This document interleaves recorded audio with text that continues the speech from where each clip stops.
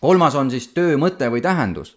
Ehk siis, kui palju ma töötajana tunnen, et keegi mind siin märkab. Okei, see, et mul palk laekub, aga see ei pruugi olla minu jaoks piisavalt motiveeriv. Okei, me teame, et meie organisatsioon küll muudab maailma paremaks, me anname siin laene välja inimeste kodudele, äridele, anname sõidukeid liisingusse, arendame põllumajandust, mida kõike.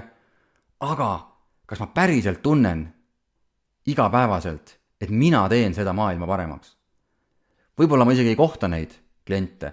Võib-olla need üksikud lood, mis jõuavad, on minu jaoks piisavalt kauged, aga ma tahaksin seda siiski tunda, et ma olen kellegi jaoks oluline, kellegi jaoks väärtuslik.